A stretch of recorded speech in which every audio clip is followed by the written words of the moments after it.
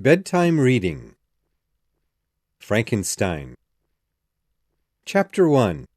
The Man on the Frozen Sea. It was winter time in the middle of the wild, cold lands of the Arctic. In this land, the sea was frozen all year long. The large, floating pieces of ice were slowly freezing together. They could have crushed the small ship that was trying to sail in the waters. Almost all the water in the oceans was frozen. The ship's young English captain, Robert Walton, stood on the ship's deck and stared out at the frozen sea. He knew that all the men on the ship's lives were in danger. He had taken them here because of his own desires, to explore lands that had never been seen before. Walton had wanted to find a way through the oceans from Europe to the jewels and silks in Asia. He had believed that traveling through the North Pole's waters could show him the way to Asia. If he found a new path, all of Europe would become rich. Walton came from a wealthy family, and he did not have to work. But instead, he had chosen to live a hard life at sea, being an ordinary sailor.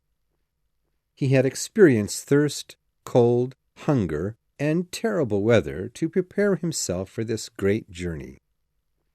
But now it seemed that the ice would destroy his ship. Walton did not know if any of his men would see their families in England again. In the afternoon, a thick mist that had covered the ship all morning began to disappear. When it did, the men saw something amazing. "Look, Captain!" shouted one of the men. He pointed to a dark object near the ship. "It's a sled, sir, and those dogs are pulling it quickly." Walton ran over to look. "Look at that man on the sled!" he cried. "He is the biggest man I have ever seen. He can't be human. Why is he here, in the middle of a frozen sea, hundreds of miles away from civilization?" As the men watched, the strange person had disappeared into the distance. Walton and his crew did not know what to think or say. The next morning, when Walton came onto the deck, he saw that his men were talking to someone on the ice below them. When he joined his men, he saw a sled sitting on a large piece of ice. The ice was slowly coming towards the ship. On the ice were a sled, some dogs, and a man. All the dogs were dead, but the man was alive. Slowly he moved himself towards them, using a piece of wood. "Another man, alone on the ice! What is happening? But this isn't the enormous person we saw yesterday," Walton said to his men. "Hello, sir. Here is our captain," said one of the sailors to the man below. "Can we help you? Will you come on to our ship?" "You look almost dead, friend," said Walton. "Let us help you." "Thank you, sir," answered the man in a weak voice. "But first, I must know where you are going." Walton did not understand why a man who was almost dead would ask these questions when his life was in danger. But he said, "We're exploring the North Pole, sir." The strange man smiled and said to himself, "North is good." Then he let Walton's men help him up to the ship. When the man was on the ship's doctor told Walton that the man's legs were almost frozen and his body was extremely thin. Probably he had not eaten for many days. "Give him some blankets and put him near the fire," said Walton. "Then, when he is warm, give him some soup and put him in my room. He can sleep there. When he is better, I will talk to him." But for 2 days the man could not speak. Walton was afraid the man was insane because of the wild look in his eyes. Often his face looked terribly frightened by something. But there were many moments when the man's eyes showed kindness. Walton knew he was glad to have a little care in this wild land. Finally, the man was strong enough to talk. Walton sat down in a chair and asked him, "Friend, what are you doing alone out on the dangerous ice?" In a weak voice, the man said, "I'm looking for someone who is in a sled like mine. The day before we found you, we saw a strange, enormous person in a sled. Is that the man you want to find?" asked Walton. The stranger's eyes became very large. He tried to climb out of the bed. "Yes," he cried. "Which way did the monster go? How many dogs did he have? How much food? I have to find him." However, the man was so weak that he immediately fell back onto the bed in pain. "Stay calm," said Walton. "You are still very sick, and you should not become upset." "You are right," said the stranger. "You have saved my life. You probably want to know why I am here and who that other person is. The story is so terrible that I cannot talk about it now. But perhaps I shall tell you the truth soon. I must tell someone this terrible secret before I die." After some days, the man got better and was able to walk again. He spent his time looking for the mysterious sled, but he also listened to Walton talk about his dreams of finding a sea path to Asia and exploring the world. One day, when they were on the deck, Walton said, "Friend, I would give up my money and even my life in the search for knowledge. If Europe becomes strong because of my travels, my life would be a small price to pay." The stranger stared at Walton. "Don't think this way. You'll only have a life of misery if you do," he said. "I will tell you my story, and you will see how I spent all my life looking for knowledge, like you.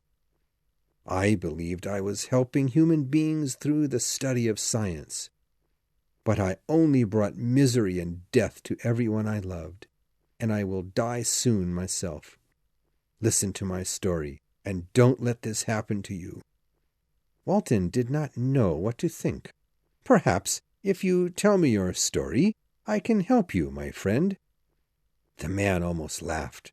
"No one can help me. I thank you for your great kindness, but nothing can change my future now. I must do one more thing while I am alive. Then I will be happy to die and leave this terrible life." The two men went to Walton's room, and the man began his story. Chapter 2. The Story Begins. I am Victor Frankenstein. For many years my family was one of the most respected in the city of Geneva, Switzerland. My life as a child was very happy. My parents treated me and my two young brothers, William and Ernest, with great care and love. One year, my father met a noble Italian couple named Lavenza and became friends with them. When the Lavenzas died, he decided that our family would care for their daughter, Elizabeth Lavenza. Soon, young Elizabeth came to Geneva to live with our happy family. Elizabeth was a year younger than I. Although we called her my cousin, Elizabeth was like a sister to me. We spent many happy hours together when we were young. Elizabeth loved to explore the mountains and lakes near Geneva. She loved nature and did not ask questions about it. But I was interested in science, studying why things happened in nature. I felt that the earth and sky hid great and wonderful secrets from me, and I wanted to discover them. When I was young, my best friend in the world was a boy named Henry Clerval.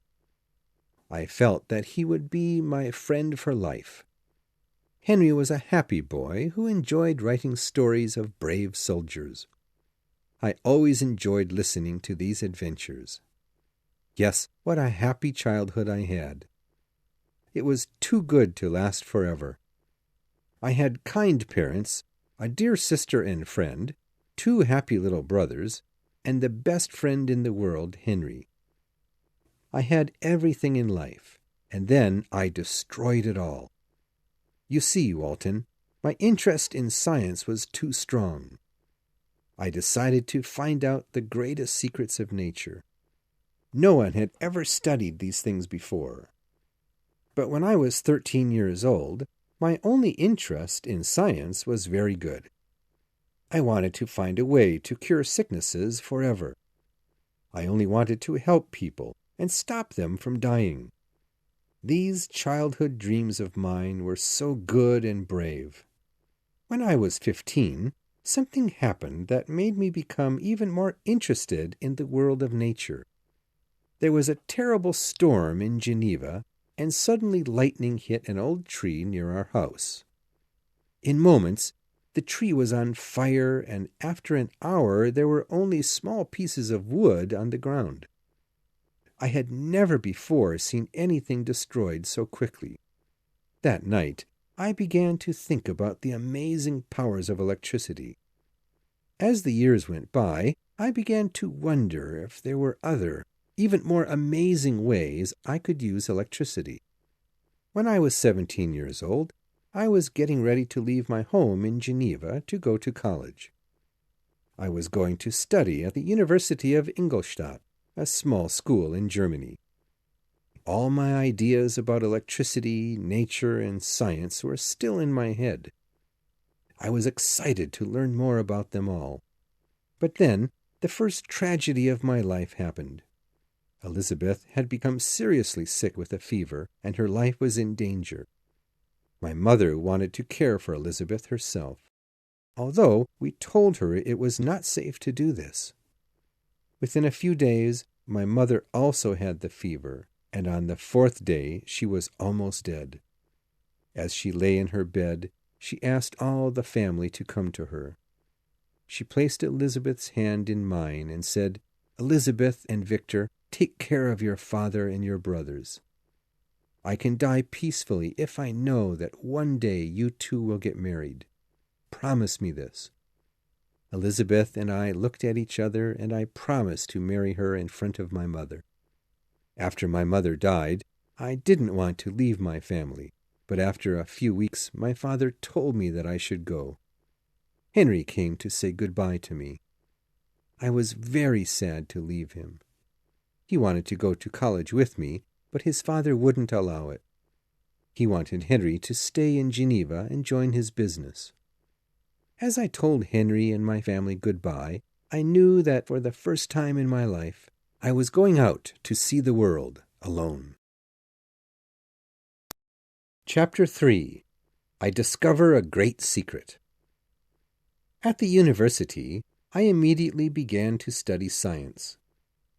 I still wanted to find ways to cure sicknesses and make human lives better, just as I had when I was a boy. Professor Waldman, my favorite teacher, told me that I should study both modern and ancient science.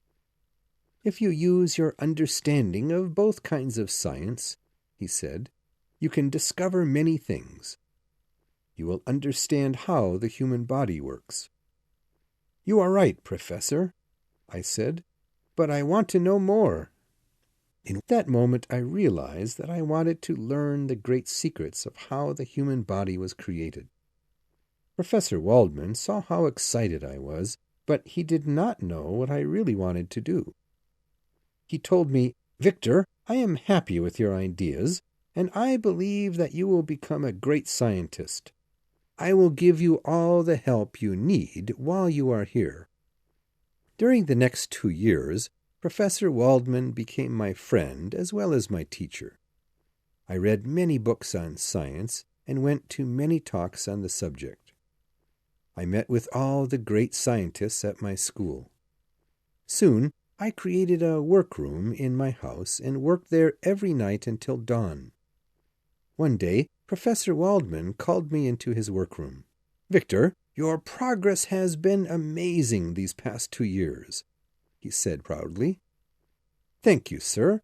I spend many hours studying the subjects of anatomy and physiology, so that one day I will know how human life began. But I must first learn how life ends, how the body dies." "This will be very difficult for you, Victor," Scientists have been trying to learn these things for many hundreds of years. You are a good scientist, and I believe that one day you will be truly great. If anyone can learn these things, you can. But do not forget the people who love you. Do you realize that you have not gone home in 2 years? Well, Professor, my work is too important to me right now. I don't have time to go home, I said. The professor looked serious, but did not say anything more.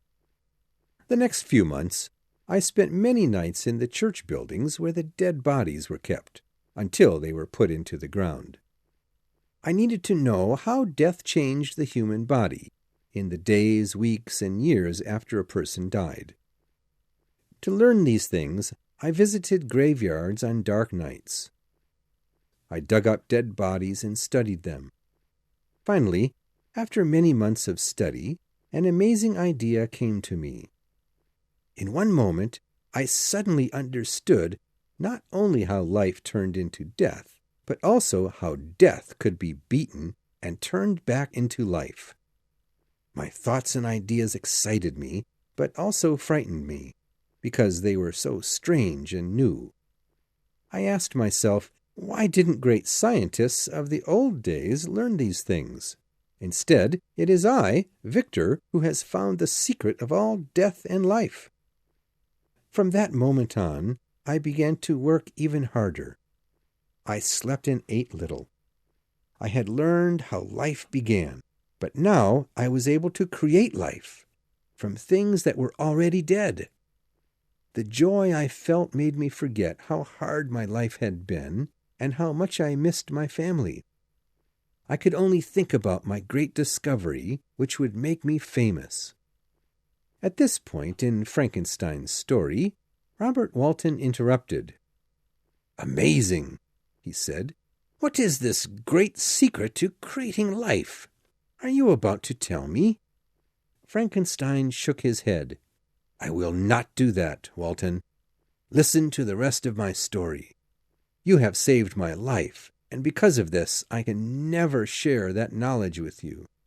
If you knew what I know, you would want to use the knowledge. Then you would destroy yourself, just like I have." Walton said nothing more. Chapter 4. The Monster. Why do I tell you that I am destroyed, like a dead man? I say it because the power that my knowledge gave me was too much for me, or any man. Men are weak.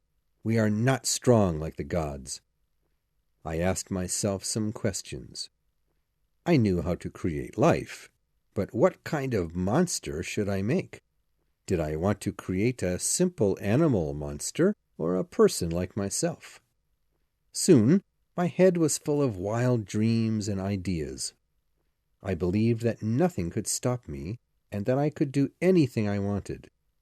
Yes, I would build a monster that would be intelligent and wonderful, just like a human being. This monster would know that I had made it, and we would travel the world together. I knew that the monster could not be a normal size. This was because the human body is made up of so many parts. The monster would be extremely big, about 8 feet tall. This way, I could put all the body parts together. In the next months, I found all the things I would need. I took bones from dead bodies and found animal parts.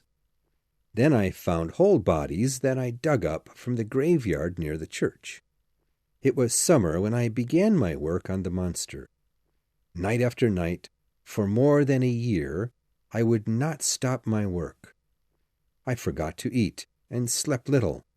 I did not think about my family at all, even though Elizabeth and my father wrote me many letters. I only thought about myself and the monster. Of course, sometimes I hated what I was doing, but most of the time I truly wanted to finish making the monster. It was winter when I knew my work was almost done, but by this time I was extremely sick and tired. My body burned with fever. I was terribly thin, nothing but skin and bones. I never spoke to anyone and was always alone. But I did not care about my health. I said to myself, once I have made this monster, I will become healthy again and see my family and all the other good things. How wrong I was. Chapter 5. One Incredible Night. On a dark and stormy night in November, the work was finally done. There was so much lightning that the room was as light as day. There was terrible thunder. Wind screamed and howled outside. The wild weather made me excited. I stared down at the table in my workroom and thought about what I was about to do.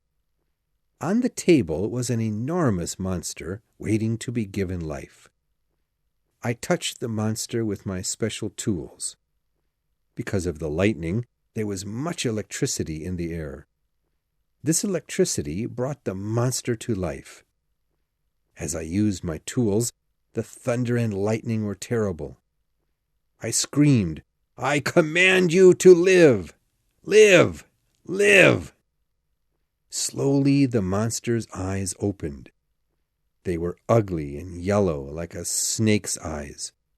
His large, strong arms and legs moved in the air. I stared at this monster. I had spent 2 years of my life making him. Once I had thought he was beautiful, because he had come from my life's dreams. But now I only felt horror and fear. He was an ugly monster made from death. I saw huge, strong bones and muscles under his yellow skin. He had long black hair and an ugly face. His sharp white teeth and thick black mouth were the most terrible. What had I done? I could not stand to look at the thing for another minute. I ran out of the workroom and down to my bedroom. I hoped the monster would not follow me. I fell onto the bed with all my clothes on. All I wanted to do was sleep. I hoped that when I woke up I would find that everything had been a bad dream.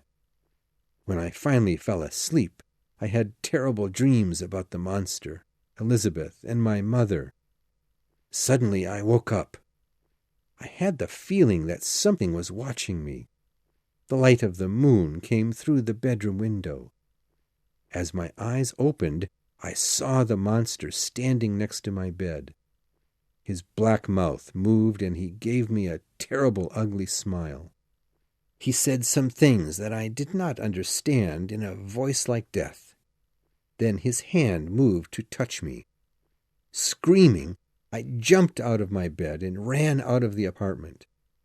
That night, I hid outside under a tree, weak, frightened, and terribly upset for the rest of that dark night. Chapter 6. Madness. At 6 o'clock the next morning, my clothes wet with the rain, I walked slowly through the streets of the town. I did not know where to go or what to do. I was too afraid to go back to my house, and I thought that any minute I would see the monster on the streets, running towards me. I was standing on a street, watching a coach and horses come into the city. The door of the coach opened, and someone got out. When I saw him, I cried out in surprise. It was my best friend, Henry Clerval. "Victor!" he cried. "How wonderful to see you here!" Even though I was still thinking about the monster, I was so happy to see Henry that I began to feel a little better.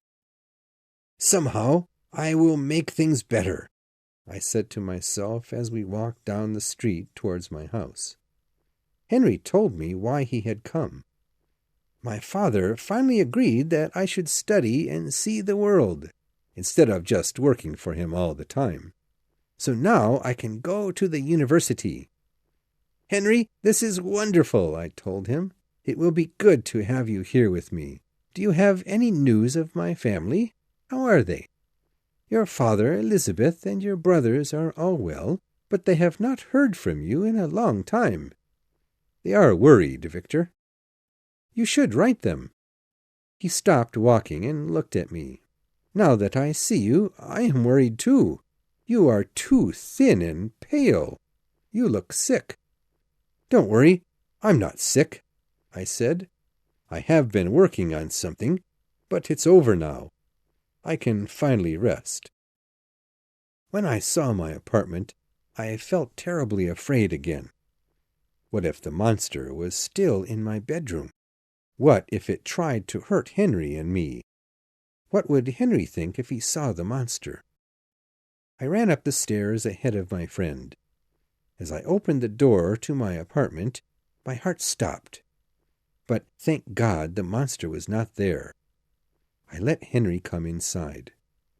My happiness that the monster was gone was so great that I began to laugh loudly, jumping over chairs and shaking my hands like a wild man. Henry was frightened. Henry grabbed me and began to shake me.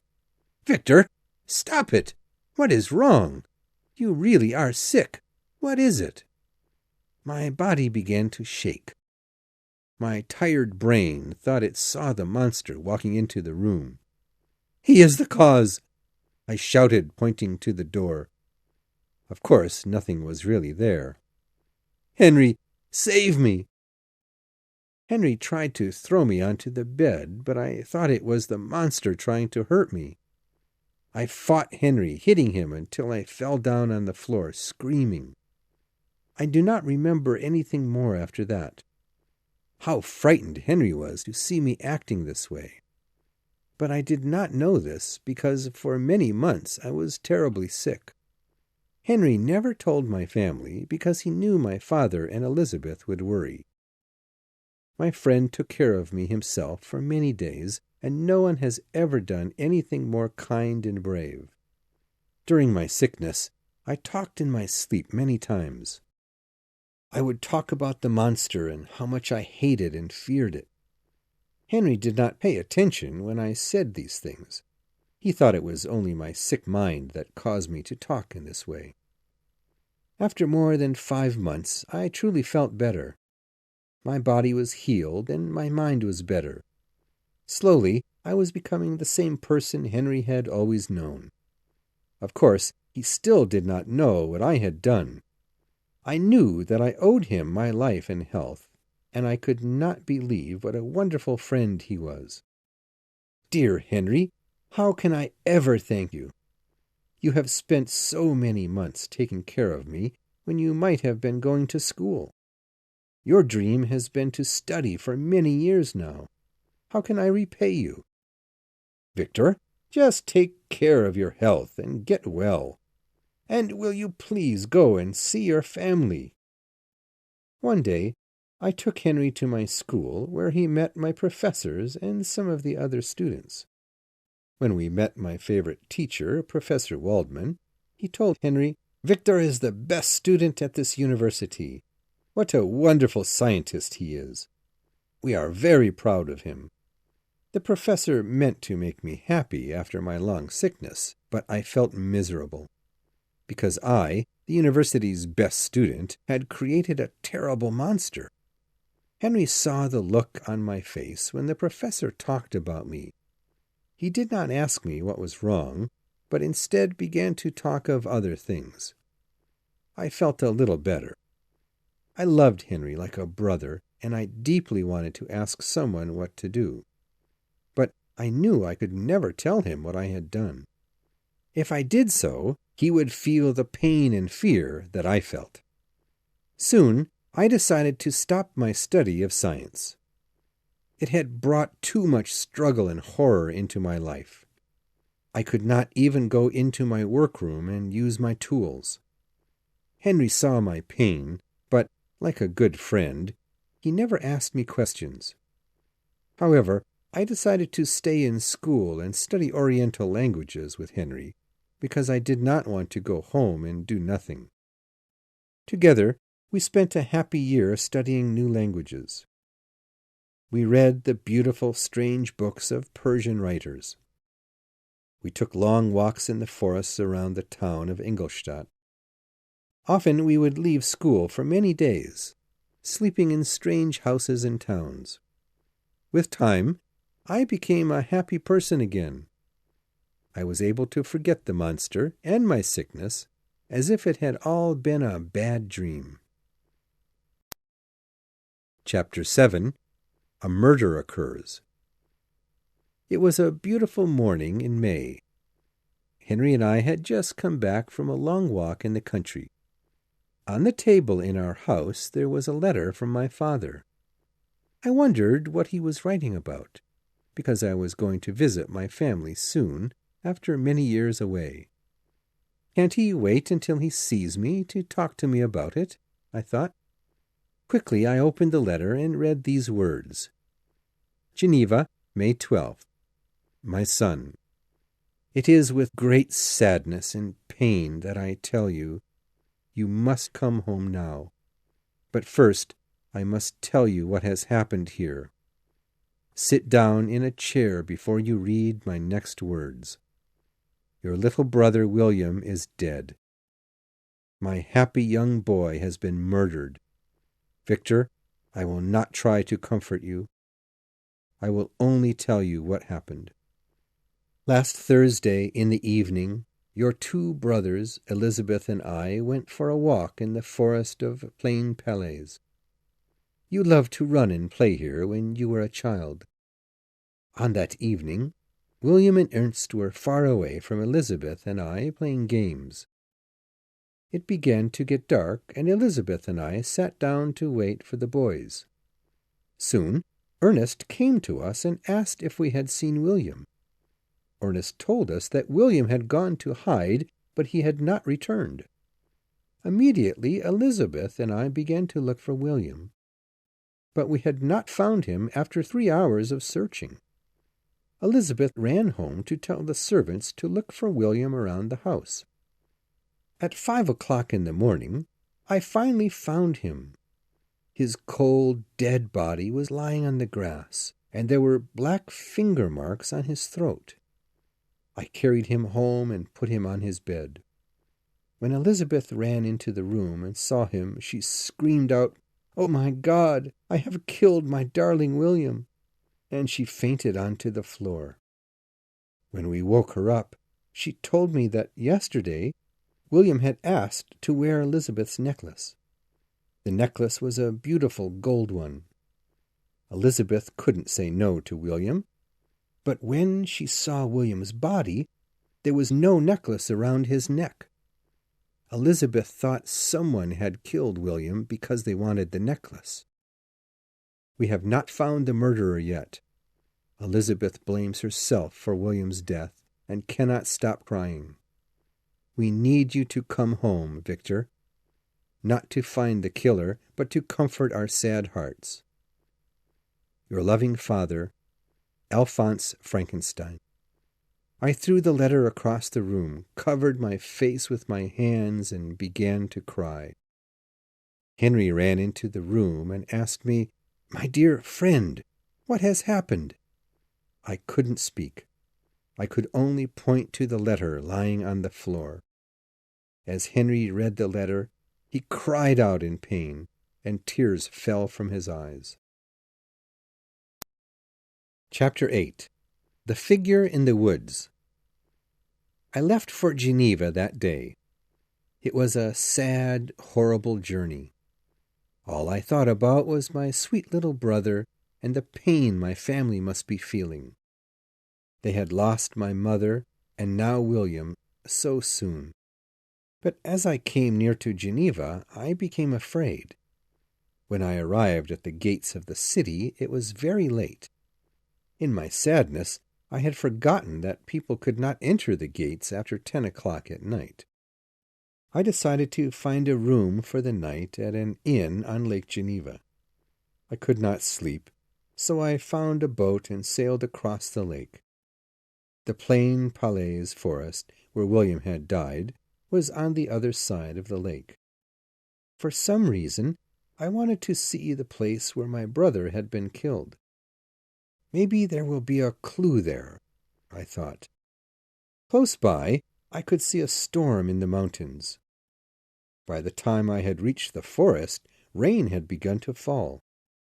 There was loud thunder and so much lightning in the sky that it seemed like daytime. When I stepped out of my boat onto the ground, I saw the figure of a man near me. As the figure stepped out from behind a tree, I stood still, trying to see whom it was. The next flash of lightning lit up the sky. Then I saw him. It wasn't a man. It was the monster I had created. After 1 year, what was he doing here? Then I had a horrible thought. Suddenly I knew the answer to my question. The monster had killed my brother, an innocent little boy. I was so upset that I had to lean against a tree so that I would not fall down. When I looked up, I saw the monster running away. I tried to follow him, but he moved extremely fast. I saw him begin to climb a mountain. Then he was gone into the darkness. I stood against the tree, remembering the night I had given the monster life. I was filled with pain as I thought, did I create this thing so that it could kill?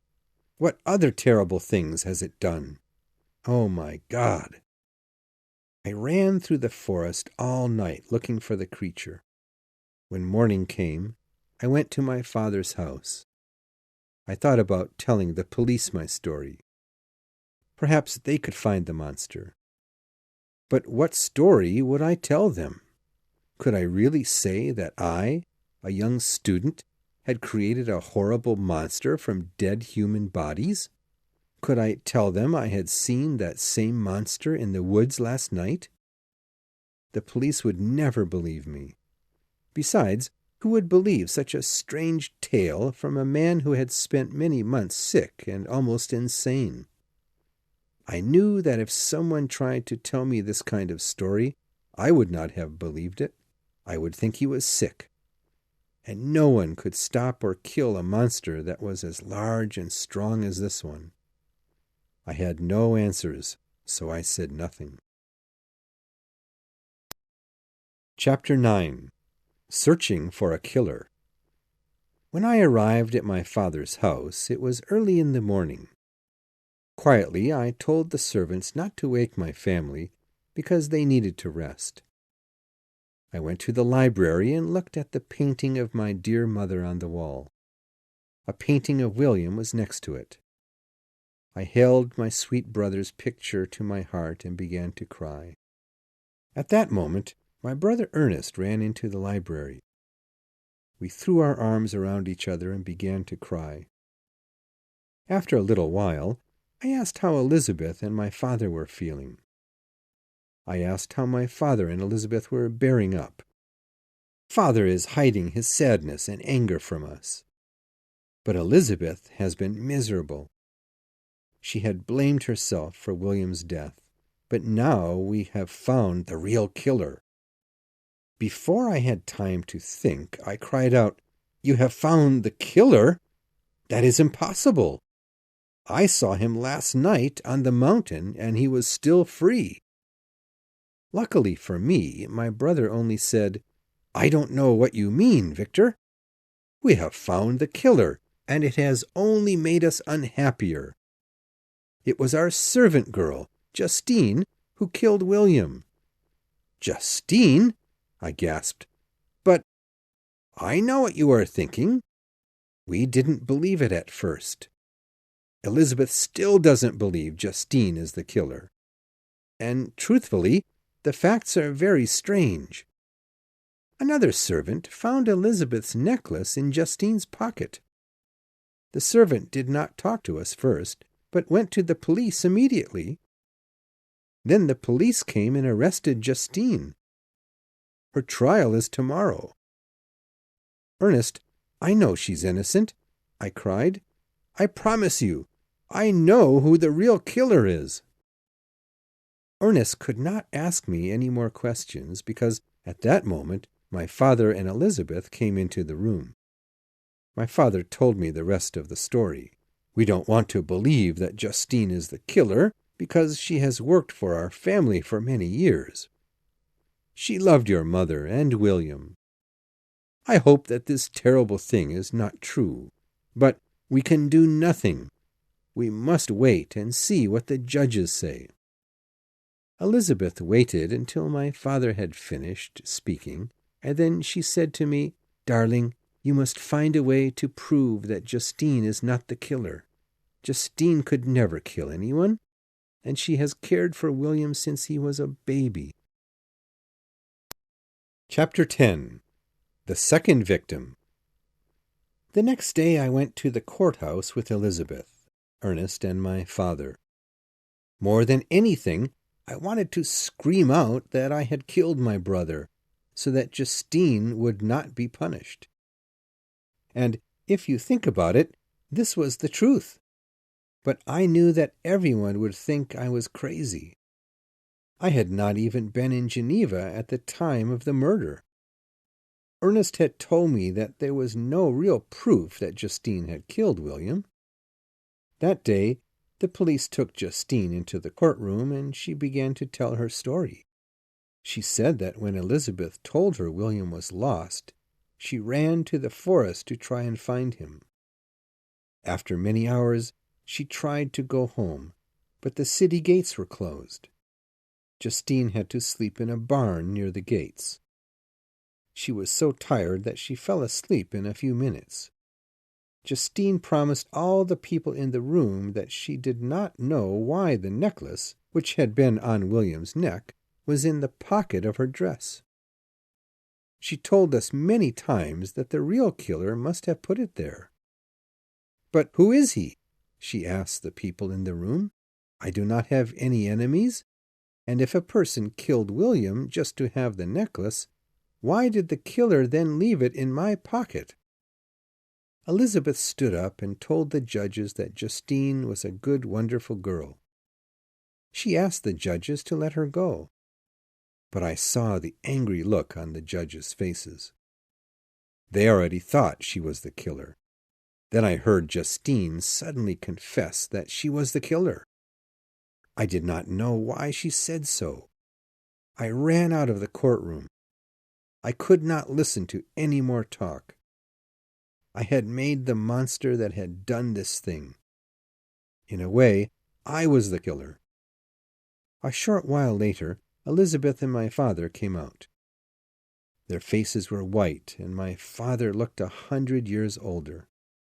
"Oh, Victor," cried Elizabeth, "I can't believe what is happening." She threw herself into my arms.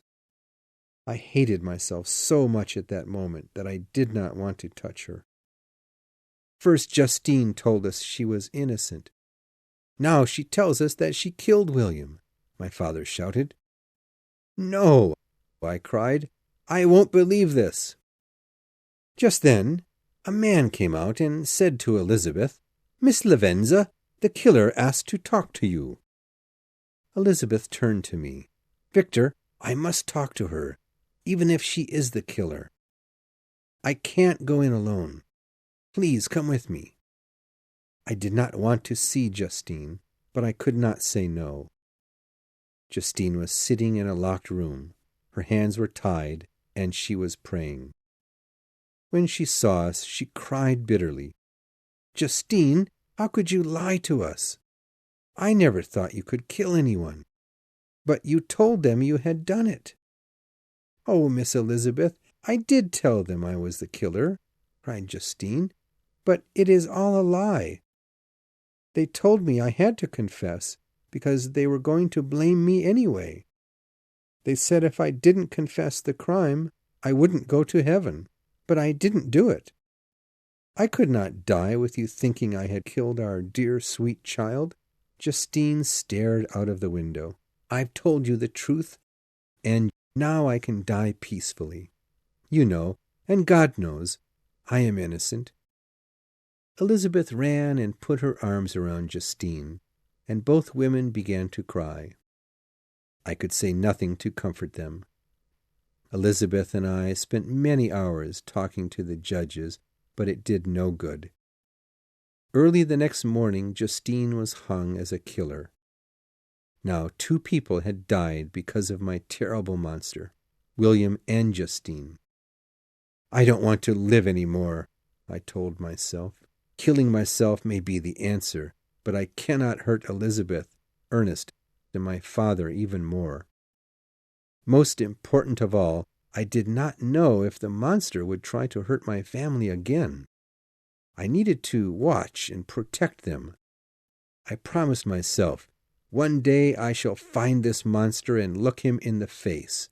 Then I shall make him pay for his terrible crimes. Chapter 11. Face to Face with the Monster. After Justine's death, it was hard for me to spend time with my family because I felt that everything that had happened was my fault. I decided to travel alone to a peaceful town in the mountains. I took long walks in the beautiful fields and looked at the mountains in the moonlight. After a month of this, I was able to sleep well at night. One rainy day, I went to my favorite spot on the mountain. I did this every day, in good weather and bad. I liked to watch the glaciers, which were large pieces of ice, break and fall down the mountain. As my horse slowly walked up the path, the rain continued to fall. Finally, I arrived at the top of the mountain. But today, instead of resting, I decided to cross the great ice. The glacier was covered with holes and cracks, so it was dangerous. It took me 2 hours to reach the other side. Finally, the rain stopped and the sun came out. The ice sparkled and shone in the light. I watched the beautiful sight and felt a little happier. Suddenly, I saw an extremely large man walking quickly towards me. He ran over the ice as if it was only grass. I shook with anger and fright. It was the monster. Finally, we would meet after 2 years.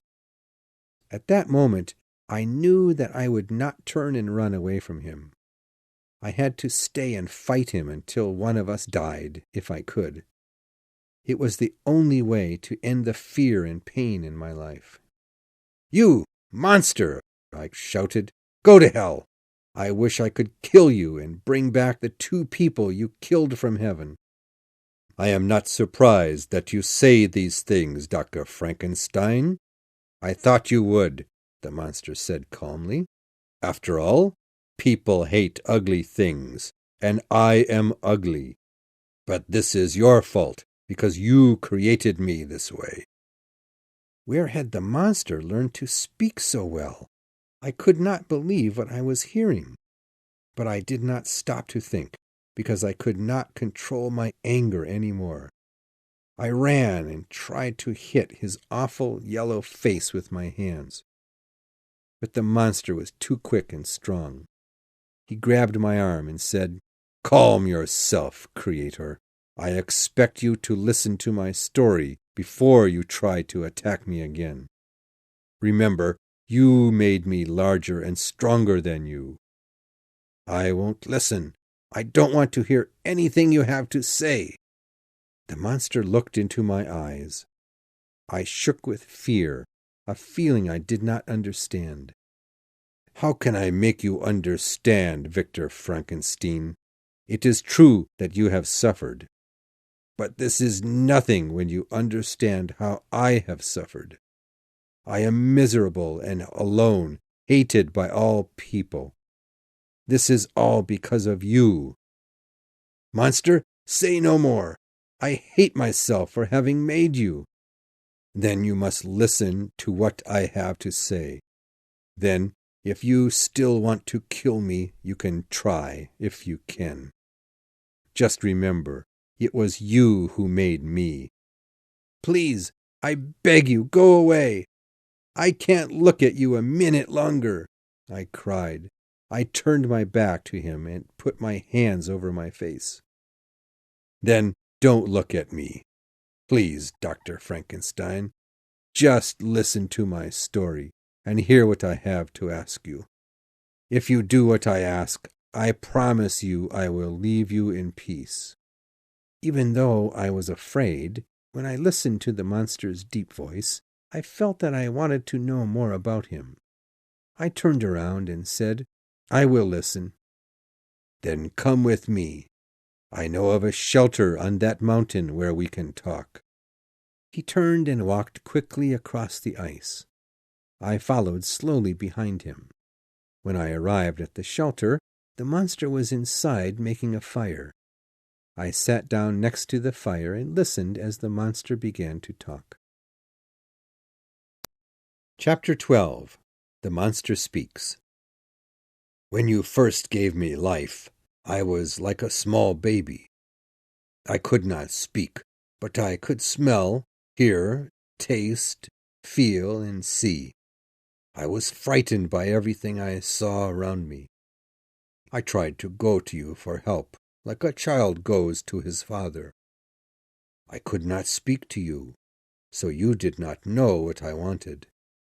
You ran away and left me, and I did not know why. I was cold, so I put on one of your coats and went out into the dark night. I remember crying as I walked through the streets. When I reached the forest, I was very tired, so I lay down on the ground near a little stream. I slept for a few hours, and when I woke up, I was hungry and thirsty. I drank some water from the stream and ate some small fruits I found on the ground. For a month, I lived in that forest. I watched the sun and moon in the sky. I listened to the beautiful sounds of the birds in the trees. I tried to make their sounds, but I could not. Instead, I could only make loud, ugly noises that frightened the animals. Soon, I began to explore the area outside the forest. One night, I found a fire that some people must have made. I liked the warm light, and I put my hand into the hot fire. Quickly, I pulled it back with a cry of pain. Then I did not understand that fire burns you. I did not know why something that looked good could give so much pain. I stared at the things the people had used to make the fire. Soon I learned that they used wood. I found that nuts and roots tasted better if I cooked them in the fire before eating them, but fruits did not. Soon I could not find any more food, and I knew I had to leave the forest. When I left the forest, I found that there was a cold, white substance on the ground. This was snow, of course, but I did not know that yet. I only knew that it hurt my feet and made them cold. I walked for 3 days without food or sleep. One morning, I found a small house. I was so hungry and tired that I opened the door and went into the house immediately. An old man was sitting by a fire cooking something. When he saw me, he ran out of the house, screaming loudly. I ate the man's food, then lay down on his bed and fell asleep. When I woke up, it was the middle of the day. I took some of the man's food and left the house. I did not want the man to be hungry, so I only took a little food. After some hours of walking, I found a small village. I was interested in the nice-looking houses and the gardens with vegetables and fruit trees. I entered one of the houses, and when the women and children saw me, they ran away screaming, just like the old man I had seen in the morning. Soon, everyone in the village heard the screams, and men ran out of their houses. They began to throw rocks and shout things at me. I did not understand what they said, but the stones hurt me, and I knew the people were angry. Quickly, I ran away from the village. In the evening, I found a small house that had a very small wooden building attached to it. I did not want to enter the house, because I knew the people would be afraid and might try to hurt me. However, I did go into the little wooden building. The place was so small that I could not stand up. I could only sit down inside it, because I am so large. But I did not mind. I was happy to have a place to sleep, after being outside for many nights. I also thought that people would not find me here. I found some straw to make a bed and then fell asleep. The next morning I looked outside and saw that there was an area for pigs and some water next to the house. I looked at the wall between the wooden building and the house, and I saw that there was a hole in the wall. When I looked through it, I saw a room inside the house. No one was in the room. Quickly and quietly, I left the wooden hut and went into the house. I needed to find something to eat. I found some bread and a cup, which I used to drink some water. I decided to live in the little wood place until someone made me leave it. This was much better than living outside in the cold, dark forest. The days passed. I learned that a family named de Lacy lived in the house. There was a young man named Felix, a pretty girl named Agatha, and their old blind father. I did not know his name. This family was very poor, and Felix and Agatha had to work very hard to care for their father. Often they would give their father their own food so that he could eat. They had only a little milk from an old cow and a few vegetables from their garden. Even though they were poor, the family was happy and full of love and kindness. I could not take any more food from them. Instead, I wanted to help them. I went out at night and looked for nuts and berries in the forest.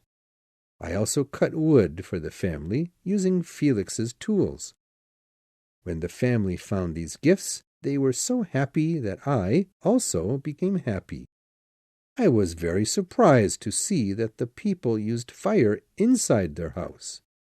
They cooked with it and used it to fill the room with light. At night, Felix and Agatha used the fire's light to read to their blind father. The words they read were just like the words they spoke. I soon learned that they used things called books to read with. As the months passed, I taught myself to say their words. I wanted deeply to talk to these kind people. Maybe they would not mind how horrible I looked. Oh yes, Dr. Frankenstein, I had learned just how ugly I was. I had seen my face in the water of the pond next to the family's house one day. Suddenly, I understood why everyone was afraid of me. One morning, a beautiful girl with long black hair came to the house. Felix greeted her happily, and I learned her name was Safie. Safie had come from a country called Turkey, and did not speak the same language as the de Lacy family. She was going to marry Felix. After Safie came, the family spent many hours teaching her to speak and read their language.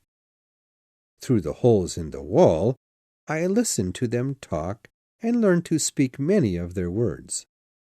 One day, when I was walking in the forest looking for fruits, I found a box that had some old books inside it. I used those books to teach myself to read. I spent the winter and spring months happily. I was enjoying my simple life and quietly watching the happy family.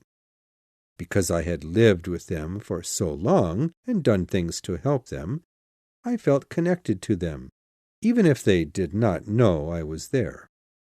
I was quickly learning to read and speak their language, too.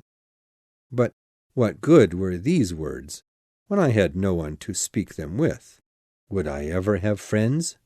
Would anyone ever look at me with love in his or her eyes? I did not think so.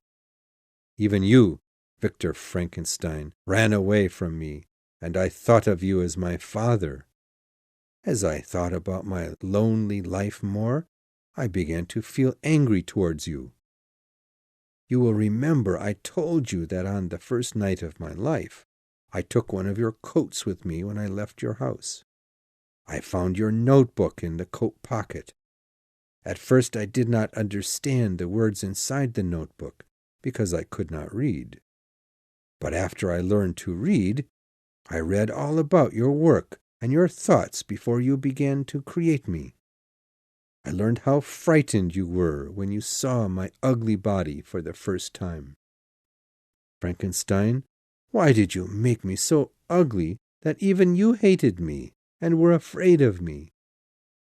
Because of the way I look, I have always been alone. I hated the day you gave me life, and I hated you. But when I thought of the kind family I watched, I did not feel so angry. I deeply wanted to believe that they would become my friends when I told them my story. They would not be afraid of my size or my face. But even though I wanted to talk to them, a part of me did not want to show my face to them. I was afraid that they would run away in fear.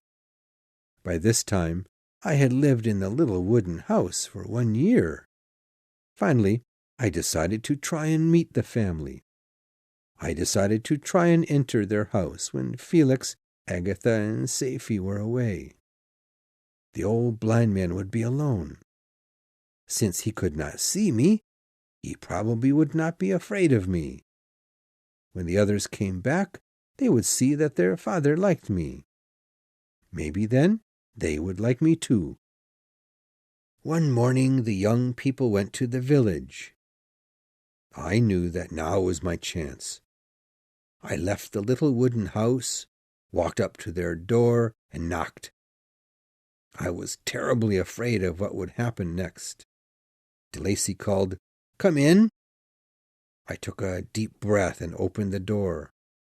I told him that I was a traveler who needed rest, and asked if I could stay and talk to him. The old man kindly gave me a little food and told me to sit with him. We spent the day talking about many things. We agreed that a man's friends are more important than anything. I really believe that DeLacy's kind words meant that he had become my friend.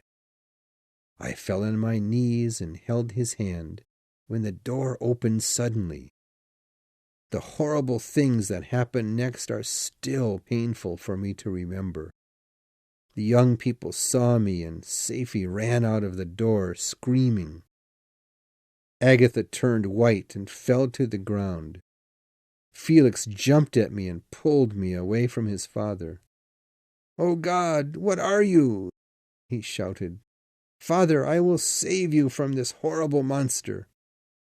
I fell to the floor as Felix began hitting me with a stick. I could have killed him easily, but I did not. I ran away from their house as fast as I could. I was unhappier than you can imagine. I was alone in the world once again. I had no friends. I would never have any friends. My anger was terrible to see. I did not want love any more. I wanted only revenge on the world that had hurt me, and I wanted to find you, Frankenstein. I promised myself that I would make you suffer. Chapter 13. A Confession.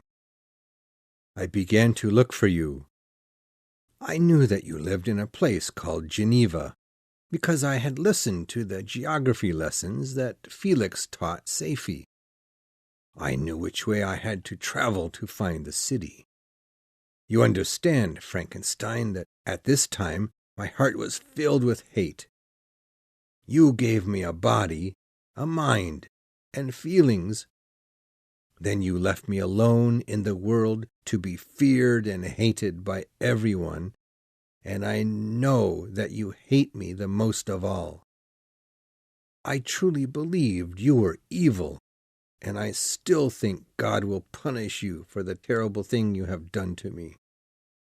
I traveled in the dark so no one would see me. It was winter, and often snow fell. But I almost never stopped to rest. I thought of nothing but finding you. When I reached the edge of Switzerland, it was springtime. I decided to enjoy the warm, sunny days and travel during the daytime. But I would make sure to travel through the forest so no one would see me. However, one day I reached a river. Suddenly I heard voices near me. I hid behind a tree and watched a little girl run by me. She was laughing, and I thought she was playing a game with someone behind her. Suddenly, she fell into the river. The strength of the flowing water quickly pulled her away from the edge. I knew I had to save her, or she would die. I jumped in and swam to her. I carried the unconscious girl to shore, and she was just waking up when her father grabbed her from me and ran away. I started to follow them, trying to talk to him. But suddenly he pointed a gun at me and shot. I fell to the ground, crying out in pain. I had saved the child's life, and this was my reward? Now I hated the world even more. I had to spend the next few weeks in the forest, resting and healing myself. Finally, I was able to continue traveling. 2 months later, I reached the forest outside of the city of Geneva. I was tired and hungry and had just sat down under a tree. I was thinking about how I would find you and what I would say to you. Suddenly, a little boy came running towards me. For a moment, I felt some hope. Here was a child who probably was not afraid of ugly people, like adults were. Maybe he could be my friend. As the boy ran past me, I reached out and grabbed him. He covered his face with his hands and screamed. I did not want him to scream because others might hear him. I said gently, "I'm not going to hurt you." "A monster!" he screamed. "Let me go. My father is an important man, and if you hurt me, he'll find you and hurt you too. His name is Alphonse Frankenstein." "Frankenstein?" I screamed. "You come from the family of my enemy. Now I will have my revenge. I will kill you to punish him." The child continued to fight and scream terrible things at me. I grabbed his throat and squeezed it. In a moment he was dead, his neck broken. I realized that I had killed an innocent person, and I fell to the ground in horror. I cried as I looked at the little child on the ground. But I knew that this would make you feel great pain, and in a moment I was glad that I had killed him. As I stared at the dead boy, I saw a necklace around his neck. I picked it up and went closer to the city of Geneva. Soon I came to a barn. I saw a young woman sleeping there. I wanted to wake her up, but I knew she would only scream. Later, she might remember me and learn that I was the boy's killer. Even though I did not know what she would do, I decided to make her suffer anyway. I put the necklace in the pocket of her dress. Of course, I knew that when it was found, everyone would believe that she was the killer. When I had done this, I waited until the boy's body was found. Then, when no one was watching, I followed everyone into the city. I began walking through Geneva and through these mountains near the city. I knew that one day I would find you. I have waited for this moment for a long time, and now, at last, it is here. Chapter 14. The Promise. The monster stopped talking and looked at me, waiting for me to say something. I did not know what to think. I was still angry with him, but as I listened to his story, I had also felt pity because of the cruel way everyone had treated him.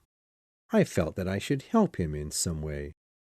I looked into his yellow eyes and said, "All right, monster, I have talked with you, and I feel sorry for you. What do you want me to do?"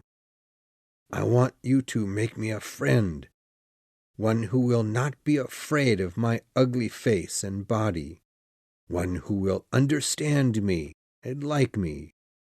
I want you to create that friend, a woman. Make a wife for me." When I thought about a woman monster, I felt sick inside. I shouted in anger, "Never! I will not create another thing like you, and then watch it do the same terrible things you have done. Kill me if you want, but I will not do this." "Frankenstein, listen to me," he said quietly. "I have tried to love people, but all anyone has done is hate me just as you have. If you can treat me with understanding and a little kindness, I will leave you alone. No, I was sick for many months after I made you. I won't do this again. It is too horrible. How dare you say these things?" The monster stood up. "Selfish coward! If you don't do what I ask, I will destroy everything you love. I will destroy your whole life." These words made me think. If I did not make a friend for the monster, he might try to hurt my family again. And in my heart, I knew that I owed the monster something. Because of me, he had lived a life of pain and loneliness. Seeing that I was thinking quietly, the monster said, "Frankenstein, if you make this woman for me, no one will see either of us again. We will go far away from here, to some country full of forests where there are no people. We will never hurt men or animals." These words made my heart sad for the being I had created. But when I turned to look at him, all I saw was the killer of my brother. But I knew that by doing what he wanted, I would protect my family and myself.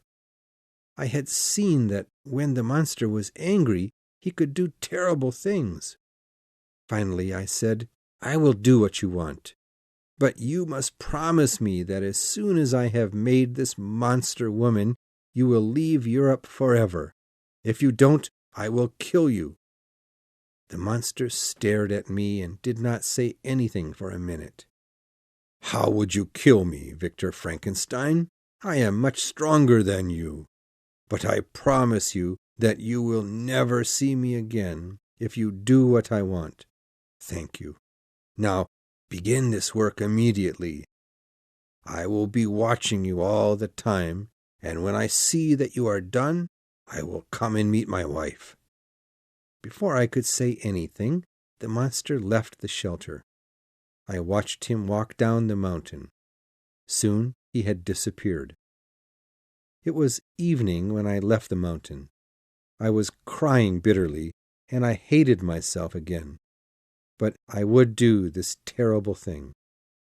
That day I went to Geneva. I had to begin my work as soon as possible. Chapter 15. The Second Monster. My family was very worried when they saw me, and they were frightened that I would not answer any of their questions. I could not tell them anything. I had to leave them immediately to save them from the monster. But weeks went by, and I could not find enough courage to begin to build the second monster. The thought of the work gave me bad dreams. I knew the monster would do something terrible if I broke my promise, but I also knew that the job would take time. I had to study for many months before I could even begin. During these weeks, my health became better, and my father was very happy. One day he said to me, "Victor, it is time to end our sadness over William's death. We must continue our lives, my son. You know, your mother and I wanted you and Elizabeth to marry. I hope this will happen one day soon. I am growing older, and I would like to see you happy before I die. Father, of course I want to marry Elizabeth. I love her," I told him quickly. But I was thinking of the terrible promise I had made to the monster. Before I could marry Elizabeth, I had to create a wife for the monster. It was the only way we could all be happy. While I was at home, I read about some experiments on the human body. These experiments were being done in England, and I decided to go there and do my work. I wanted to do this terrible job very far away from the people I loved. So I told my father, "Father, I have some work I must finish in England. After that, I would like to travel a little to become completely calm and healthy. Then I will marry Elizabeth with love and happiness." My father and Elizabeth were happy when they heard my plans. They wanted me to go to England, but because they were still worried about me, Elizabeth asked my friend Henry Clerval to travel with me. At the end of September, Henry and I left Geneva. We traveled through France, Germany, and Holland before arriving in England. I spent 4 months in England reading the new information about the human body. During that time, I found all the tools and materials I needed to build a second monster. After that, Henry and I spent 2 months visiting friends in Scotland. But by then, I knew that I should have begun my terrible work many months ago. I did not know what would happen if the monster learned that I had not yet started to make his friend. Would he hurt Elizabeth and my father? Was he following Henry and me? I imagined I saw his ugly yellow eyes following me everywhere. On the days when no letters came from my father or Elizabeth, I was afraid. I followed Henry everywhere, afraid that the monster would hurt him if I weren't with him. Finally, I decided when to start and where I would work. But first, I had to get Henry to leave me. I told him, "We've been happy in Scotland for some time now, but I need to be alone for a while, maybe a month or 2. Why don't you stay here? I'm going back to England, but when I return, I'll be the same happy Victor you used to know. I will be a much better friend, I promise you." Henry laughed. "Really, Victor," he said, "you know I want to be with you no matter where you're going. But if you want to be alone, that's fine. Just come back quickly." I had told Henry I was going to England, but this was a lie. Instead, when I left Henry, I went to the Orkney Islands, some small islands near Scotland. One of the islands had only 5 people living on it, and I wanted to work there. I rented a dark, dirty little house. It had 2 small rooms and dirty paint on the walls, but I did not care. I cleaned the house and made one room into my workroom. Then I finally sat down to begin my work. I hated my work more and more as I built the horrible monster woman's body. Sometimes I could not go into the workroom for days. Other times I worked day and night and did not eat or sleep. I thought back to the first monster I had made and remembered how excited I was. Then I did not know the horror of what I was doing, how stupid I was. I only wanted to become a great scientist. Now I knew the meaning of what I was doing. I hated the monster for making me build him a friend, but I hated myself even more. Whenever I worked, I looked around me, thinking I would see the monster in front of me every second. I raised my eyes constantly, fearing to see the monster appear in front of me. But the work was going well. I was almost finished with the second monster. I would give the woman life, and both monsters would leave me forever. Why, then, was I afraid all the time? I had a feeling that something bad was going to happen again. Chapter 16. The Monster's Threat. One night, as I sat in my workroom, I realized that I had no idea what kind of character the new monster would have. I thought, when I built the first monster, I didn't know he was going to be so angry and terrible. I do not know what this new monster will be like. What if she is more awful than her husband? What if she wants to kill people? What if she does not want to go to another country? If the monsters don't like each other, will I have to build another one? But then an even more horrifying thought came to me. What if the monsters do like each other and go to another country and have children? Then the children could destroy more people. In those moments, I believed that my promise to the monster had been a terrible mistake. Everything that happened would be terrible. Suddenly, I looked up and saw the monster's face at the window. He was staring at his new wife, and an ugly smile moved his black mouth. When I saw that smile, I thought he was planning to do some new awful thing. I had been stupid to try to help him. Immediately, I grabbed the female monster's body and began to tear it into pieces. Legs, arms, and other body parts fell onto the floor of the workroom. I looked at the monster in the window one more time before I ran out of the workroom. The monster shouted angrily. Then he disappeared into the night. For the next few hours I sat in the other room, staring at the sea. I was trying not to think about what would happen next. The moon was large and bright, and I heard the voices of fishermen on the water. What was the monster doing?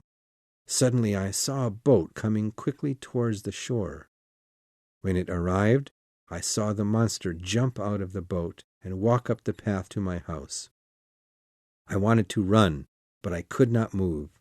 I knew that I should not have destroyed the monster's friend. Now he would kill me.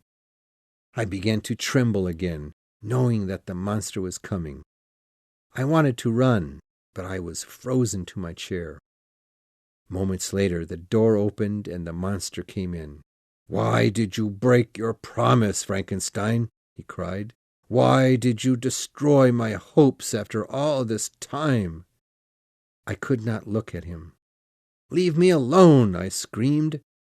"I broke my promise because I cannot make another thing as ugly and evil as you are. A monster who will kill innocent people." The monster stared at my red face. He spoke quietly, but his words were like a knife in my heart. "I promised you that if you made me a friend, I would leave you in peace. I would never kill another human being. I did not want to kill anyone. I would never lie to you, but you have lied to me. You call me evil. Yes, I am evil, now.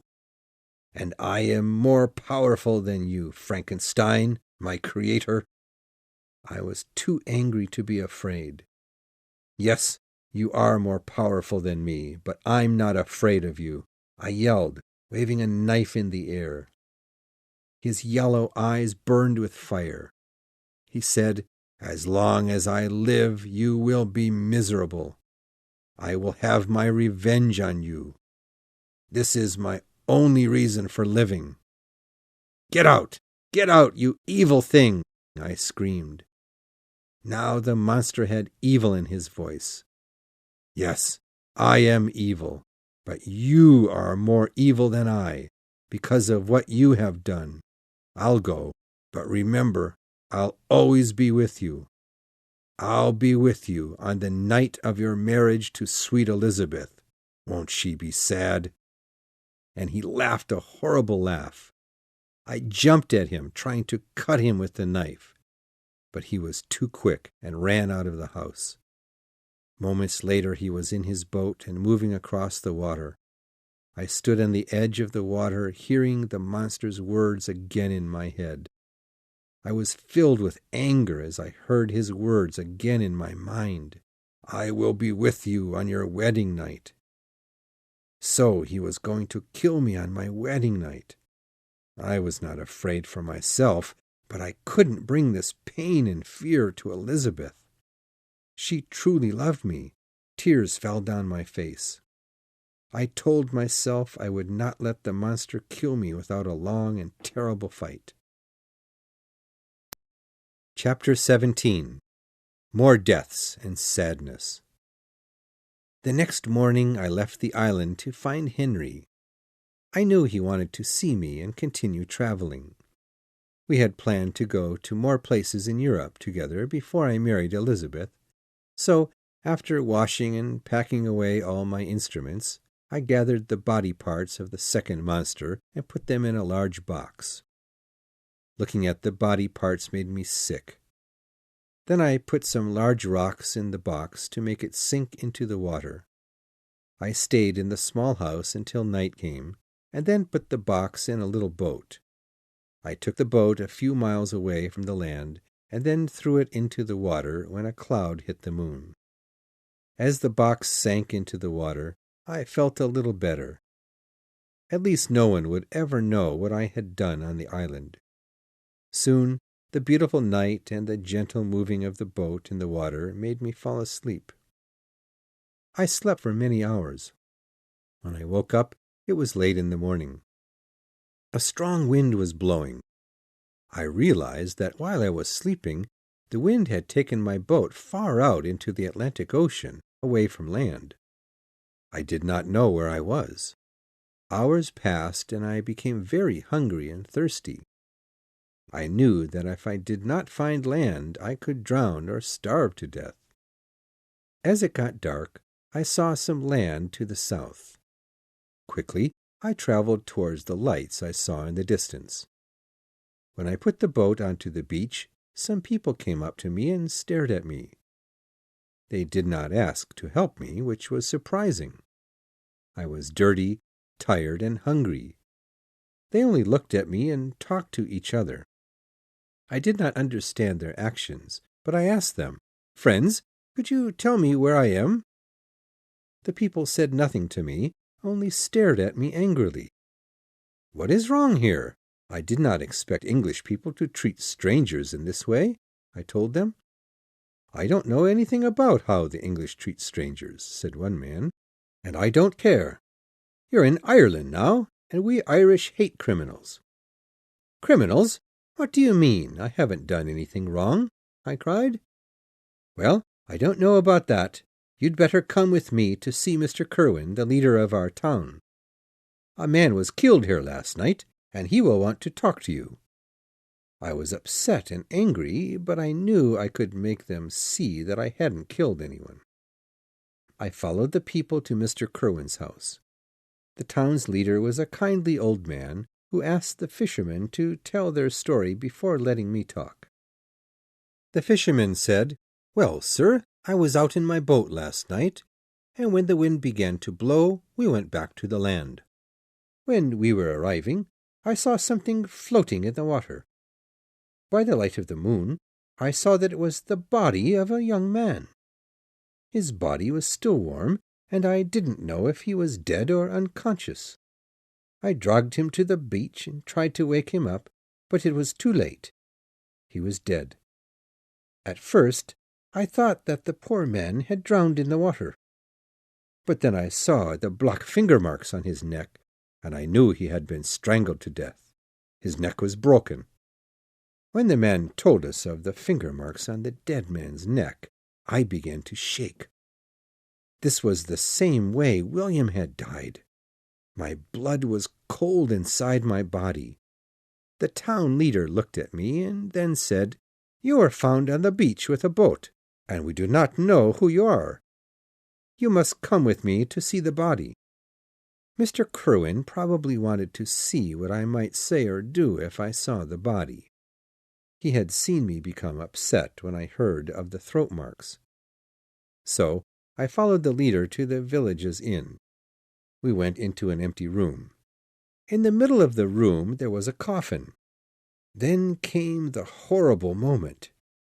Even now, I cannot remember it without wanting to kill myself. I looked into the coffin to see the lifeless body. The dead man was Henry Clerval.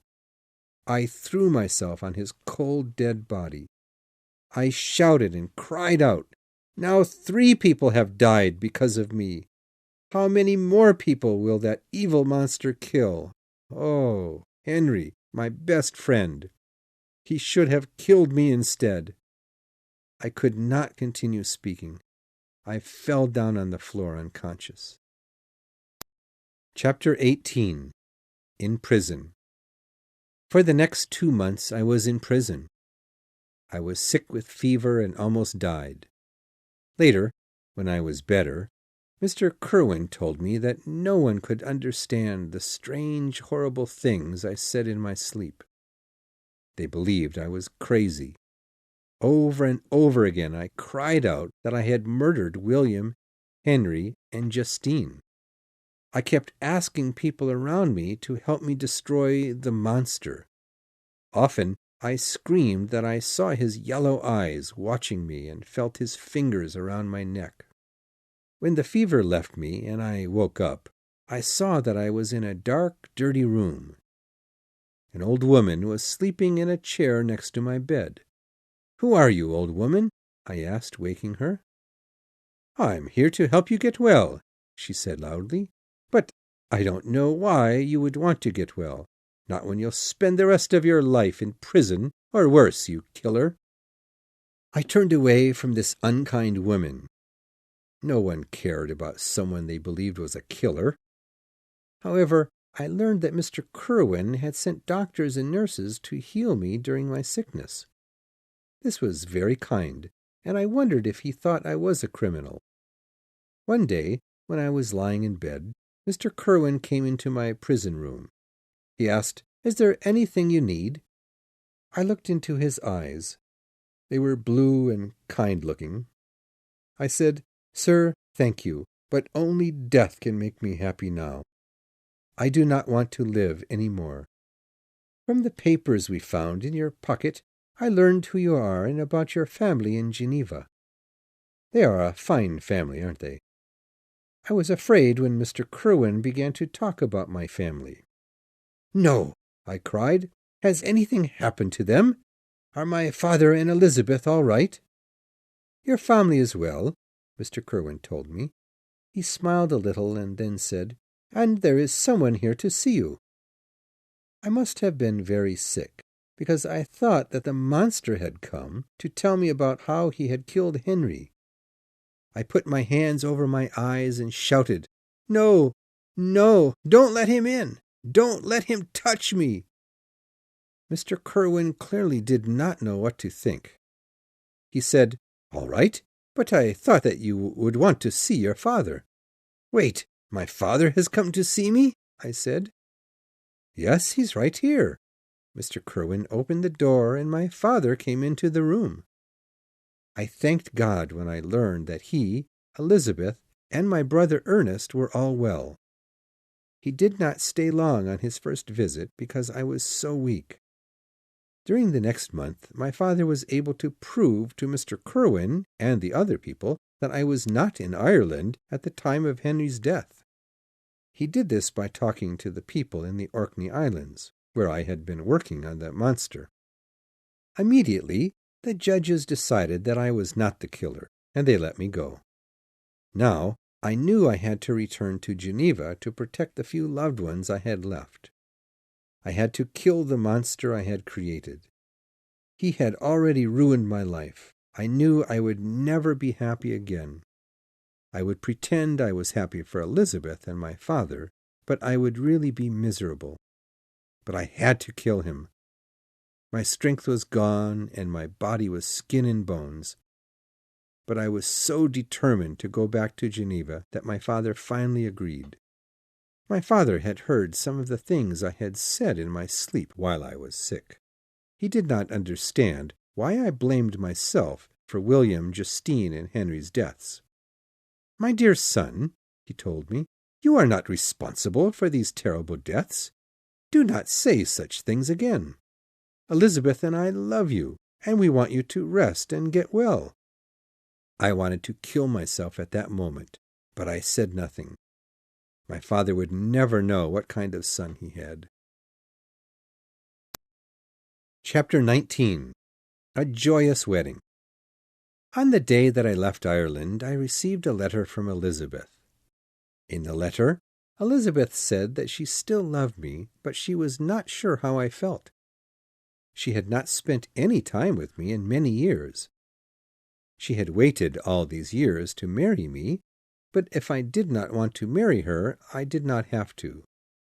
This brave letter was not necessary.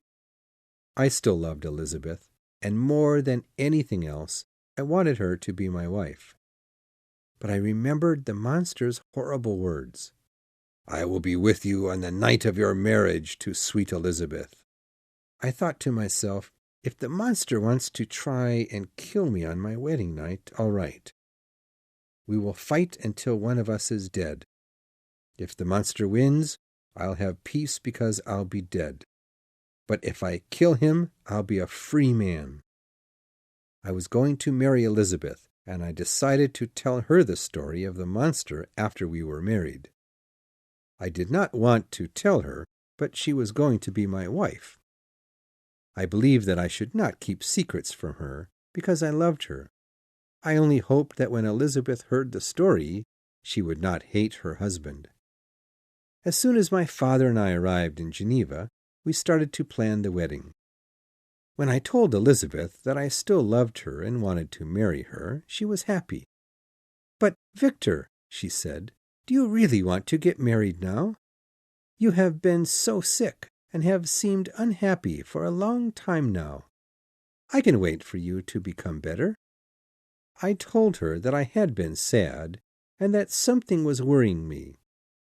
"But, Elizabeth, my darling, it's nothing for you to worry about when we are so happy planning our wedding. I will tell you everything when we are married." I did not know what I would say to her, but I tried not to think about it. In the week before the wedding, I made some secret plans. I had to get ready to fight the monster if he attacked me. I carried a knife and a gun with me, and I was very careful when I went outside. The wedding day was only a few days away, and I felt calmer. I did not really believe that the monster could find me on my wedding night, and I decided not to worry about it. The wedding was at our family's home. All the rooms were filled with flowers, and there were many fine ladies and gentlemen from Geneva. Elizabeth looked more beautiful than I had ever seen her. As I put a ring on her finger, I believed that my life would improve from that moment.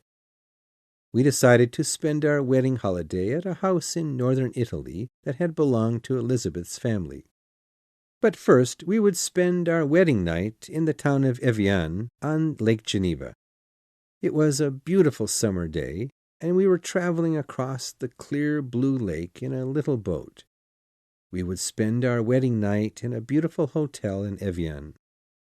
The green forests and huge mountains filled me with energy and happiness. But as I looked at Elizabeth, I remembered that I had promised to tell Elizabeth my story when we were married. But now I was not sure I could tell her. How could I ruin her happiness? Then I felt the dark fear of the monster in my heart. He had said he would find me on my wedding night. What would happen that evening? I put my hand into my pocket where I kept a gun. I held it tightly and prayed. The sun was setting.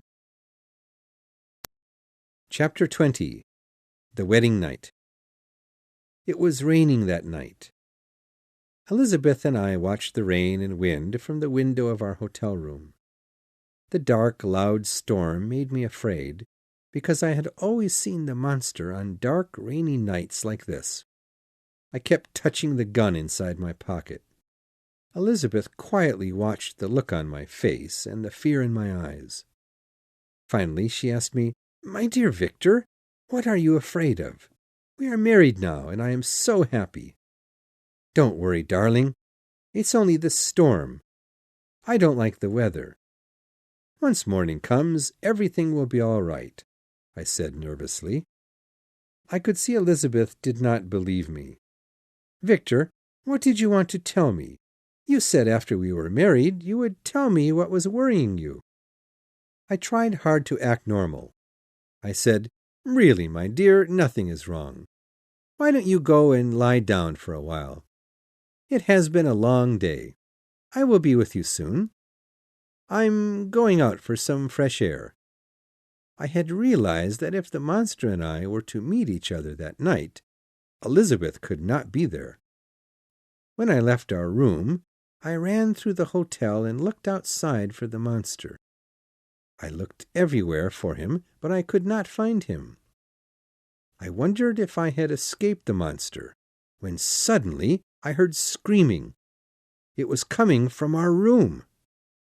At that moment I knew what the monster had really meant when he said, "I will be with you on the night of your marriage."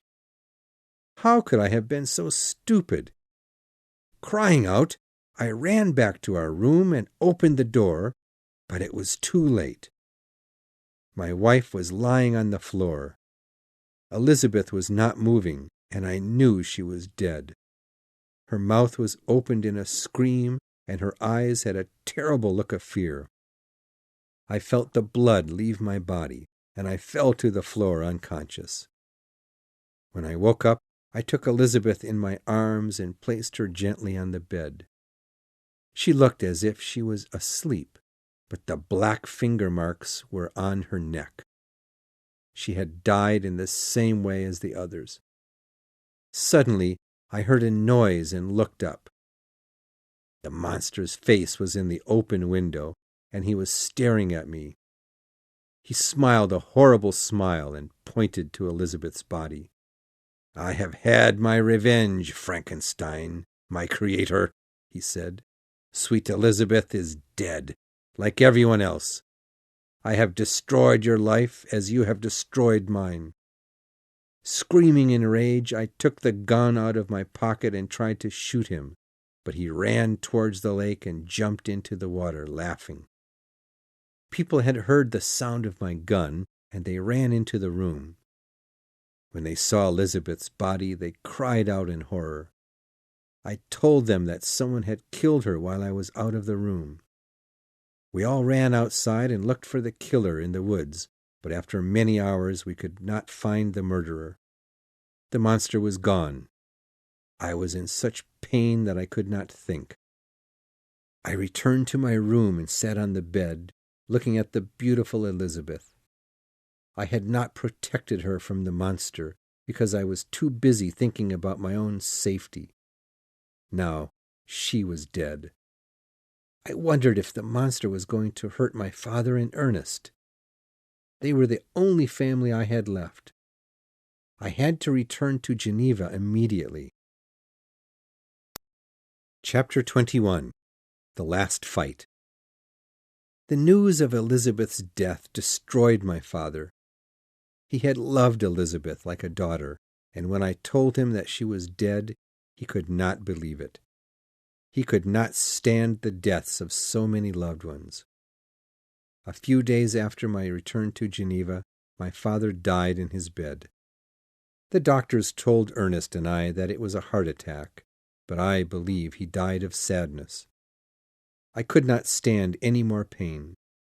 The deaths of William, Justine, Henry, Elizabeth, and now my father were too much for my weakened mind.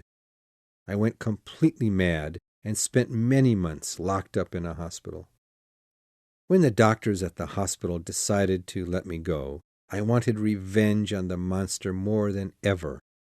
This was my only reason for living.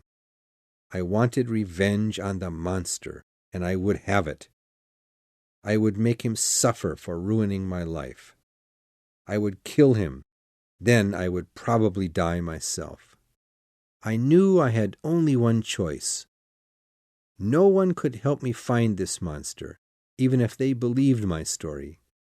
I had to find the monster myself, even if it meant spending the rest of my life doing it.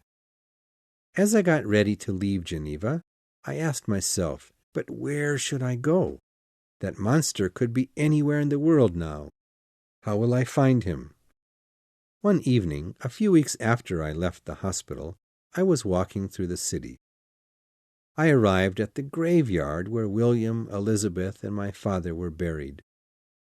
I stood at their graves and, crying in pain, promised them I would make the monster pay. Suddenly, I heard a soft, evil laugh. When the laughter stopped, a horrible voice I knew said, "Frankenstein, do you think you are going to make me pay? I have given you what you deserve, misery. But you will live to be even more miserable. Try to find me if you can." I tried to find where the voice was coming from, but the monster had escaped too quickly. From that night on, my last fight with the monster had begun. I had only a few clues to look for the monster, but they were enough. For many months, I followed the monster around the world. Finally, I reached the large, cold country of Russia. Sometimes frightened people who had seen him told me where he had gone. But many times the monster himself left clues to help me. I realized that the monster wanted me to follow him, but I did not know why. Sometimes I found messages from him. They were lying on the ground or placed onto rocks. Every day I hated him more and more. I knew I would find him and kill him. While traveling north into Russia, I found his last message. "Creator, find some warm clothes and prepare for a cold, dark journey. Only your suffering will make me happy." I bought a sled and a group of dogs to pull the sled. With my dogs, I traveled over the snows of Russia very quickly. One night, I reached a tiny village, and the people there told me a huge monster had attacked them only the night before. He had stolen their food and tried to shoot them with guns. He had taken his own sled and dogs. He went in the direction of the frozen sea. The villagers told me, "Don't follow him. The frozen sea is very dangerous. The ice will break under you, and you will fall into the cold water under it and die." But I would not listen. I had to destroy the monster. I don't know how many weeks I spent on that ice. I had little food, and the cold was horrible. But one morning I reached the top of an ice mountain and saw a dark figure moving on the frozen sea below me. I could see that it was the monster. I almost cried out in joy, but I did not want him to hear me. I followed the monster for 2 days, but there was still a little distance between us. However, on the 3rd day in this area, the ice began to break and the sea began to move. I was holding on to a small piece of ice, watching the evil monster escape me once again. He was laughing as his sled and dogs moved away. Soon I could not see him any more, and I was alone. I would die a horrible death in the ice and water. I do not know how long I stayed on that piece of ice. All the dogs died. My food was gone, and I was about to give up and throw myself into the water. Then I saw your ship. I did not know that any ships traveled in this land of ice. I broke off a piece of wood from my sled and tried to move towards your ship. Although I was weak and about to die, I decided not to let you help me if your ship was going south.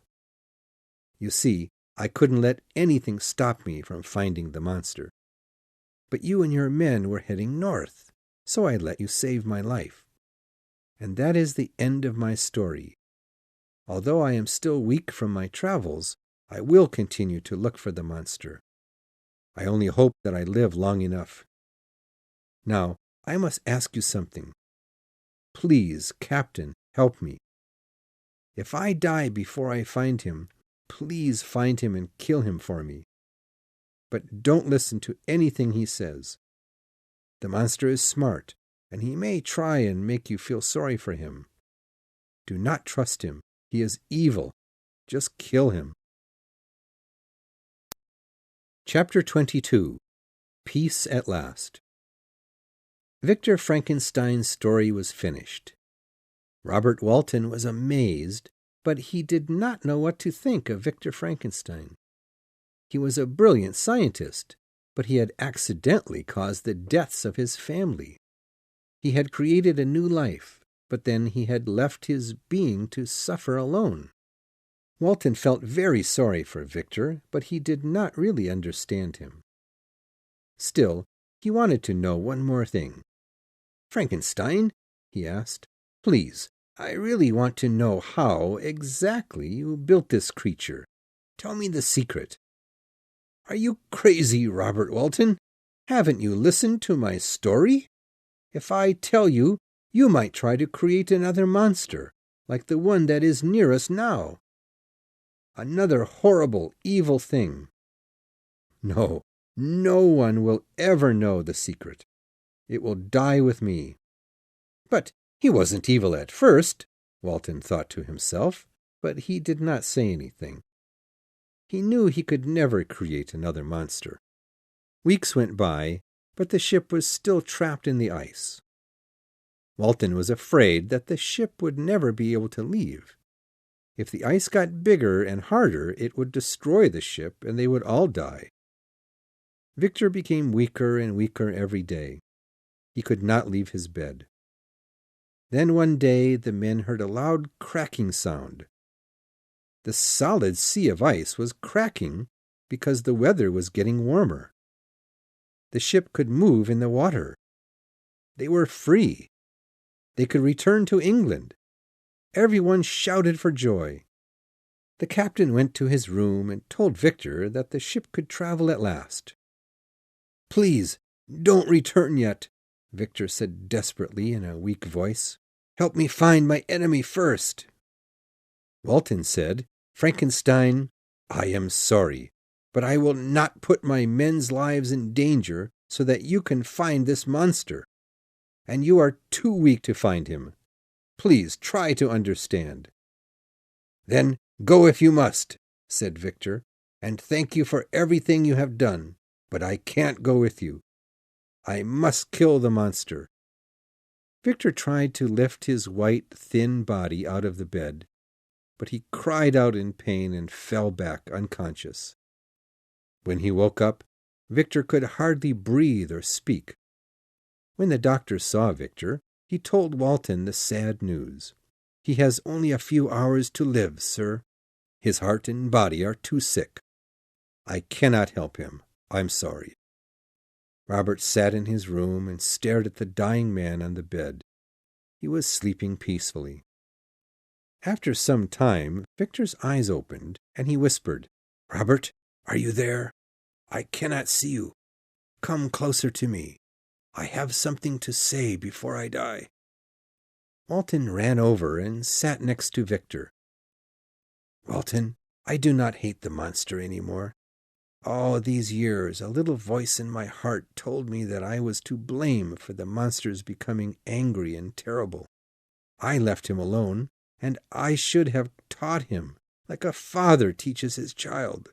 But when I finished building the monster, he was so ugly and horrible looking that I could not believe what I had done. All the times I told the monster that I hated him, and how I was afraid of him, Walton. I was really afraid of myself. I was the real monster, not him. He might have had a good life if I had helped him. But now it is too late. He hates people now, and he must be stopped before he kills anyone else.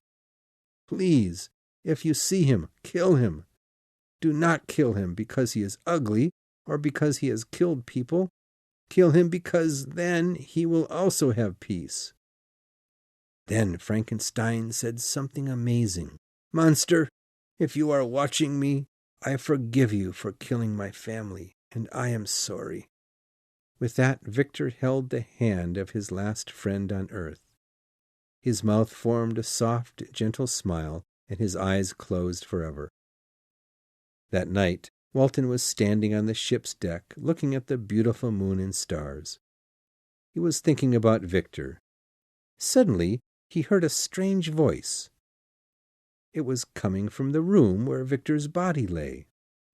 Walton knew what was happening. He ran to the room and saw a large shape standing by Victor's body. The monster was crying as he held Victor's cold hand. The sound was painful for Walton to listen to. When he saw Walton watching him, the monster jumped up and ran towards the window. "Wait! Stay! I know who you are," said the captain. The monster pointed down at Victor and said, He is my last victim. I will never kill again. Oh, I only wish he could forgive me for destroying all the people he loved." At first, Walton wanted to follow Victor's last wish and kill the monster. He was ugly and miserable. He could never be happy on this earth. But somehow, Walton did not think he could do that. He said, "Monster, I wish you had never done these terrible things. Frankenstein was wrong to treat you so cruelly, but why did you kill innocent people? They did not deserve to die. Victor died alone, with no one to love him. What do you say to that?" "I have many things to say, human. I hated the things I did. I thought only of my own pain and anger. I only wanted to make Frankenstein as unhappy as I was. But I was not always this way. I began my life as a good, loving being. All I wanted was for Frankenstein and other people to care about me and see the goodness inside me. But no one did that. They only hated and feared me because I am different. No one gave me a chance. That is what changed me. Sometimes I was sorry for Frankenstein. I had killed his little brother, and then another person, the servant girl, died because of what I did. But then Frankenstein broke his promise to make me a friend. And I learned Frankenstein was going to marry and have a happy life for himself while I was alone. Then my feelings of sorrow turned to hatred. I killed his best friend, and then his wife. How sorry I am now." Robert remembered what Victor had said. He will try to make you feel sorry for him. Suddenly he was angry at the horrible-looking thing and said, "Monster, you ruined Frankenstein's life, and he died, sick and almost crazy because of you. Now, you come here asking his forgiveness? The only thing you know now is hatred." The monster's sad yellow eyes looked at Walton. "What do you know about hate? Why don't you hate Felix, who attacked me and drove me away when I was becoming friends with his old blind father? Why don't you hate the man who shot me after I saved his little girl's life? I have been beaten, hated, feared, and left alone by humans. Why shouldn't I hate them? Now that you have seen me, you hate and fear me too, but not as much as I hate myself. But do not be frightened. The only murder I will commit now is my own. I will leave your ship and travel to a quiet, lonely spot. There, where no one can find me, I will build a fire and burn my miserable body to ashes. Then the wind will take those ashes into the sea. In this way, no part of my body will be found. I do not want a curious person to try to create another being like me. No one should ever have to feel the pain I have felt. So now I will say, goodbye, human. Goodbye, Victor Frankenstein. If you are watching me, you should know that I am sorry now. Goodbye." And the monster jumped through the window. Robert ran towards the window after him, crying, "Wait! I have something to tell you." But the monster was not listening.